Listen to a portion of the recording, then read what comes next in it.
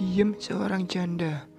Suaminya meninggal puluhan tahun yang lalu, menghidupi 4 anak seorang diri dari sepetak sawah yang jelas tidak cukup.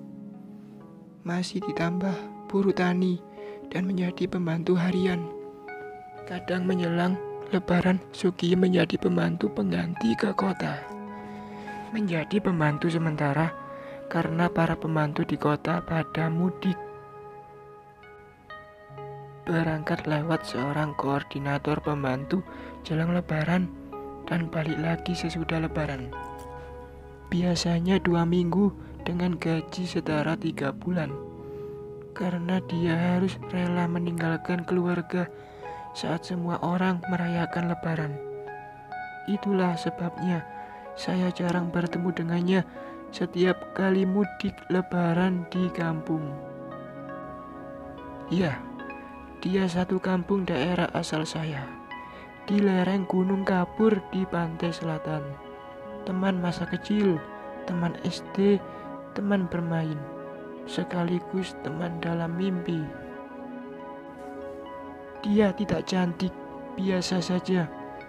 Sejak masih muda dulu, apalagi kini, beban hidup yang berat, apalagi semenjak ditinggal suaminya, membuat wajahnya sedemikian cepat menua. Dia sudah seperti emak-emak berkulit kasar, legam karena sering mandi matahari, dan wajahnya yang tidak pernah terpecik skincare. Tetapi saya pernah cinta padanya. Saya seorang pengusaha lulusan kampus ternama di Jakarta, anak seorang demang di desa. Sejak kecil semua orang memanggil Mas, sebagai penghormatan tertinggi, pintar dan melanjutkan sekolah ke kota. Terpandang sukses, memiliki warisan tak terhitung, yang sebagian diantaranya saya pakai membuat usaha di kota dan sukses pula. Itulah kenapa ketika lulus sarjana, orang tua menjodohkan dengan Anggra ini, kembang desa anak juragan kelapa. Tetapi saya tidak mau, karena hati sudah terpaut dengan Sugiem, seorang gadis sederhana jauh dari kebiar dunia yang unfortunately sudah menikah dengan Kang Parmo, seorang petani lugu, dan sudah beranak 2 saat itu, saat saya lulus sarjana. Masih ingat sesaat setelah pernikahannya. Waktu itu saya kelas 1 SMA. Saya temui dia di sawah etan, tempat biasa bermain saat kecil. Dia baru saja buruh di sana. Kenapa kau menikah? Aku dijodohkan. Apakah kau cinta? Tidak, tidak sama sekali. Tetapi Kang Parmo orang baik. Saya akan belajar mencintainya. Apakah kau akan melupakan aku? Pasti, aku akan melupakanmu. Kau terlalu tinggi, bahkan tidak mungkin terlintas dalam mimpiku yang paling liar. Lupakanlah aku selamanya. Saya meninggalkan sawah etan dengan hati gundah. Seorang ABG SMA yang sedang dilanda asmara, walaupun belum terucap secara langsung, harus merelakan orang yang ada di hati untuk menikah dengan Kang Parmo. Saya sedang menelepon ibu saat itu ketika diberitahu Kang Parmo meninggal. Dia kecelakaan kerja jatuh dari pohon kelapa ketika sedang menjadi buruh petik. Segera saya pulang ke desa dengan mobil terbaru. Ada rasa gundah di hati, ada rasa sedih tak tertahan. Apalagi ketika diantar Lik Giran nyolawat di rumah Sugiem. Melihat 4 anak yang masih kecil sudah ditinggal bapaknya. Sementara Sugiem hanyalah wanita buruh tani dengan hasil tidak tetap. Hati ini sedih. Kesedihan Sugiem adalah kesedihan saya. Duka lara di hati Sugiem adalah duka lara saya. Saya benar-benar sedih. walaupun ada cinta, tetapi bukan berarti saya gembira dengan kematian suaminya. Setahun berlalu, usia saya sudah sangat matang, bahkan termasuk terlambat menikah. Ketika harta benda dan kehormatan sudah ada di tangan, tetapi saya tidak beruntung dalam hal perjodohan. Sudah berkali-kali mencoba mencari istri, berkali-kali mencoba menautkan hati, dengan Dina yang lembut, dengan Amanda yang sedikit centil, atau dengan Mawar yang keibuan. Tetapi semua kandas, karena cintaku sudah dibawa Sugiem, seseorang yang sudah menjadi milik orang. Kebetulan sekarang sudah janda. Itu tidak mungkin. Pernikahan kita tidak akan sekufu, tidak akan mudah ke depannya. Saya tahu kau mencintaiku, Mas, tetapi aku sudah pernah menjadi milik orang.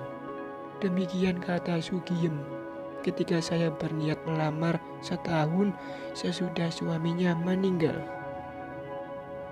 Tidak ada masalah, aku akan menerimamu sepenuhnya, termasuk keempat anakmu. Aku akan menyekolahkan dan menganggap anakmu dari Kang Parmo sebagai anakku sendiri. Menikahlah denganku dan ikut ke kota.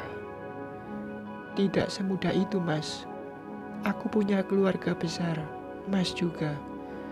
Kehidupan pergibahan di desa itu juga tidak mudah. Aku khawatir keluarga saya, ibu dan bapakku yang tua, tidak sanggup berinteraksi dengan keluarga Mas. Saya termenung. Benar juga, pernikahan tidak sesederhana membawa Sugiem dan anak-anaknya ke kota. Tetapi harus mempertimbangkan semuanya. Sepertinya keluarga Sugiem tidak sanggup. Apakah kau mencintaiku? Tanya saya penuh harap. Sugiem tertawa hampa, memandang pagar rumahnya yang reot. Kemudian, Munandiko. Sudah lama aku memendam rasa itu, Mas. Mungkin sejak mulai puber. Perhatianmu sangat aku rasakan. Benar, aku pernah jatuh cinta padamu. Tetapi aku sadar siapa diri ini.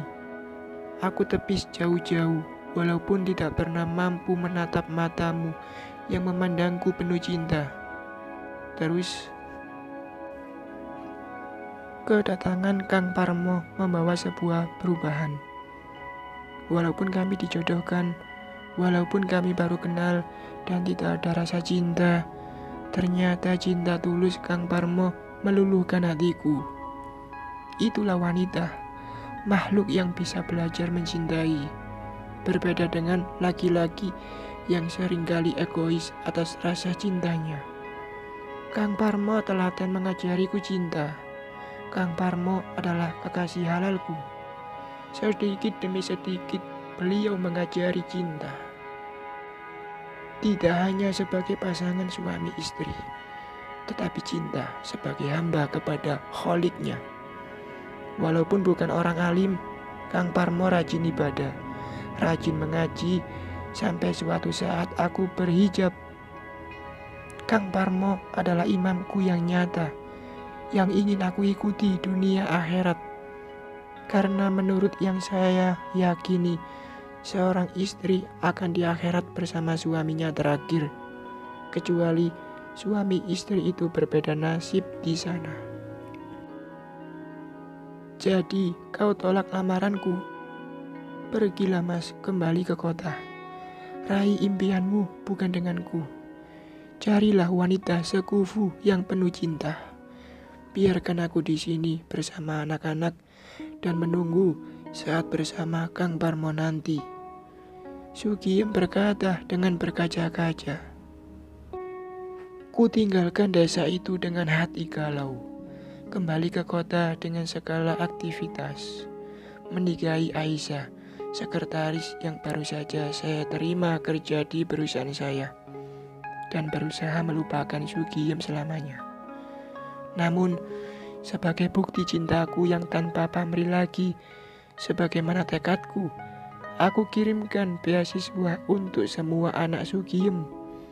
Beasiswa ini saya kirim ke Baitul Mal masjid setempat, sehingga Sugiem tidak tahu kalau semua itu dari saya. Beberapa tahun kemudian, sebuah pesan di aplikasi hijau datang dari Kang Bardi, teman main bersama saat kecil. Sugiem sakit keras sudah seminggu. Sakit apa? Tidak tahu juga. Uang belum dibawa ke rumah sakit. Baik, aku segera datang. Saya mengajak Aisyah dan anak-anak ke desa. Anak-anak sangat gembira karena ingin bertemu kakek neneknya. Aisyah bertanya-tanya, "Ada apa? Kok pulang mendadak, Bi?" "Kerabat Abi ada yang sakit." "Kerabat yang mana? Sampai Abi harus cuti mendadak." "Kerabat dekat sih, cuma jarang bertemu karena kalau lebaran dia selalu kerja ke kota." Aisyah segera berbenah. Istriku yang super cantik ini tidak terlalu banyak bertanya. Dia seorang wanita penurut yang berhasil menawan hatiku, yang sudah memberi saya 2 anak balita, termasuk terlambat bagi saya. Tetapi Aisyah masih sangat muda dan mau dengan saya yang sudah jelang om-om. Sesampai di desa, atas jaminan saya, Sugiem segera dibawa ke rumah sakit. Anak-anaknya membawa ibunya masuk ambulan yang saya sewa. Ternyata sakitnya bertambah parah. Beban kehidupan yang ditanggungnya sendirian sebagai orang tua tunggal terlalu berat baginya. Tubuhnya lelah. Seluruh organ badannya sudah terpakai secara maksimal. Dia jarang sakit, jadi ketika sakit kondisi langsung drop. Hari ketiga di rumah sakit, ketika saya besuk bersama Aisyah, dia sudah sangat parah. Beberapa orang termasuk anaknya menuntunnya mengucap nama Allah. Ternyata dia masih mengenali saya, meminta saya untuk mendekat. "Bagaimana keadaanmu, Sugiem?" Sambil tersenyum dan menahan rasa sakit, dia berkata, "Beginilah, sepertinya saatku sudah dekat. Terima kasih Mas telah memberikan beasiswa untuk anak-anakku. Belum lama aku diberitahu pengurus masjid. Lupakanlah semuanya, segeralah sembuh." "Apakah Mas masih mencintaiku?" "Masih, cinta itu masih ada dan tetap akan ada. Tidak perlu. Cintaku pada Mas sudah aku padamkan. Cintaku hanya untuk Kang Parmo yang saat ini sudah menungguku. Cintailah wanita baik dan cantik di sebelahmu itu. Hanya itu yang membuatku tenang. Cintamu kepadaku hanyalah fata morgana. Cinta yang nyata ya Umi Aisyah itu.